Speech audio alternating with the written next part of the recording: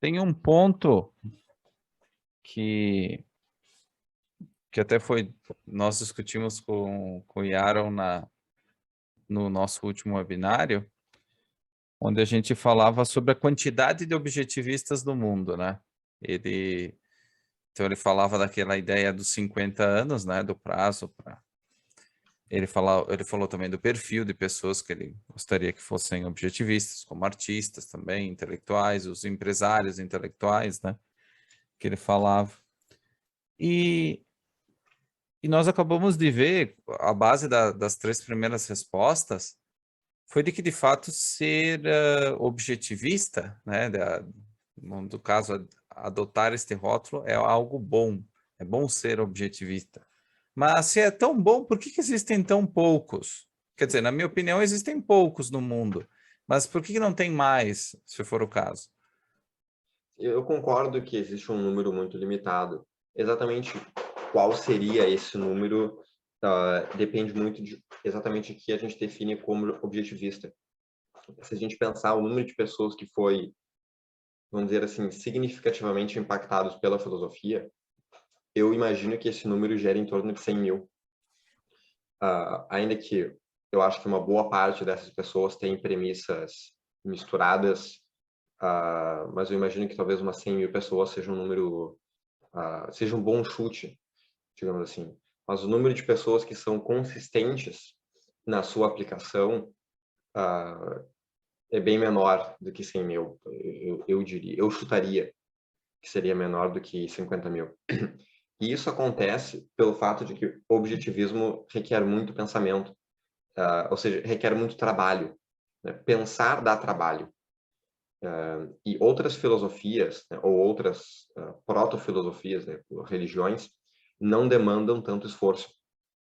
Então, ser cristão é fácil. Né? Basta dizer que a pessoa se converteu. A pessoa não precisa entender nada da Bíblia ou de Jesus. Né? Literalmente, a única coisa que a pessoa precisa fazer é dizer, eu aceito Deus, ou eu aceito Jesus.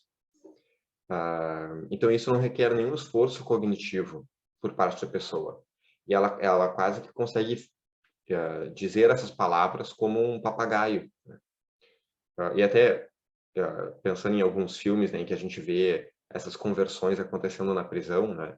Muitas vezes isso acontece em certos momentos de fragilidade da pessoa, em que a pessoa ela se dá conta que ela precisa seguir algo maior ou alguma coisa nesse sentido. Então acaba sendo uma conversão muito mais emocional e impulsiva do que uma coisa que a pessoa sentou e leu e julgou ser verdade, né?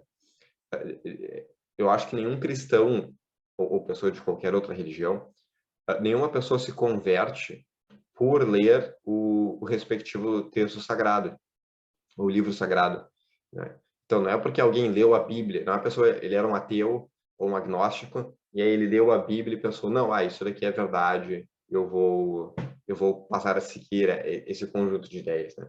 Isso é praticamente inexistente. Da mesma forma, pensando em ideologias políticas, ser socialista é fácil, né? Quer dizer, a pessoa não precisa entender nada de economia, né? Até uma das evidências que alguém, de fato, é um socialista é que ele não entende nada de economia, né? É um atestado de ignorância.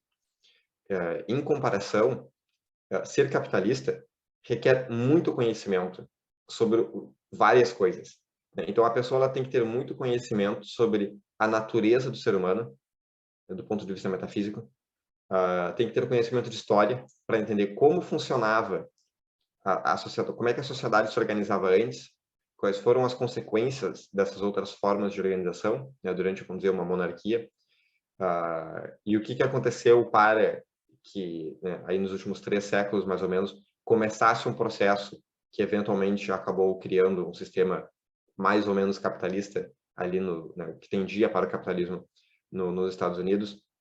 Tem que ter muito conhecimento de economia para entender o impacto real dessas as vantagens econômicas desse sistema, e tem que entender muito de política, né? E tem que entender muito de várias outras áreas, né? Então isso acaba sendo uma coisa que requer muito trabalho, requer muito esforço. Então a maior parte das pessoas, por hábito, não estuda.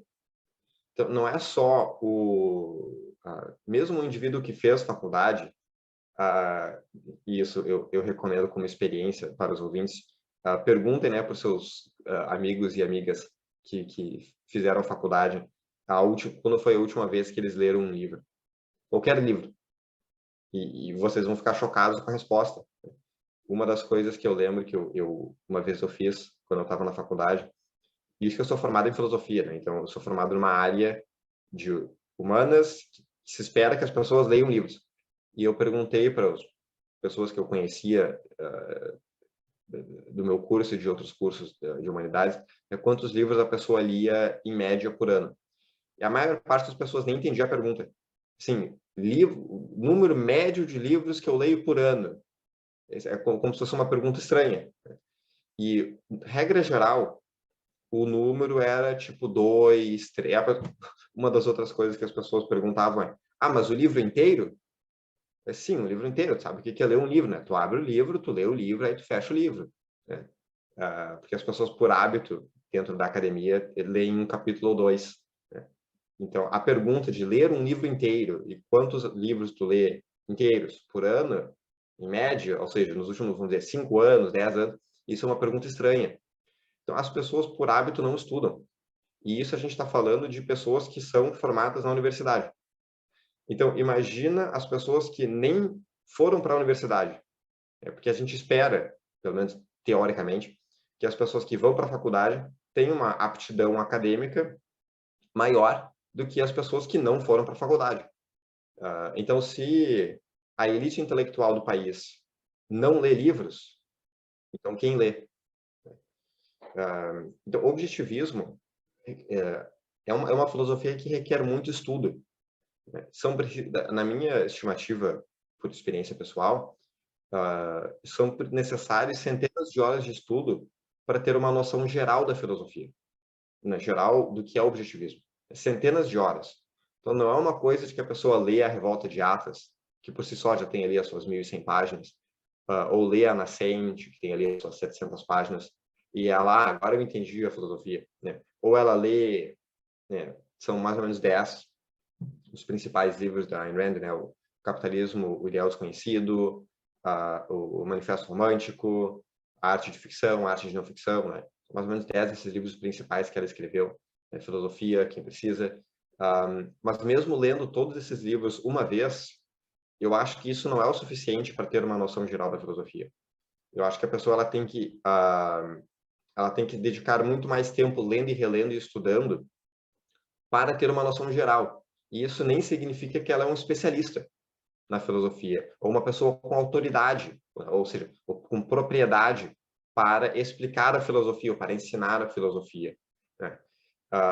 Então, só do ponto de vista numérico, né, quantitativo, da quantidade de esforço que é necessário estudar o objetivismo, eu acho que é um dos principais indicadores pela qual o número de objetivistas no mundo seja tão baixo.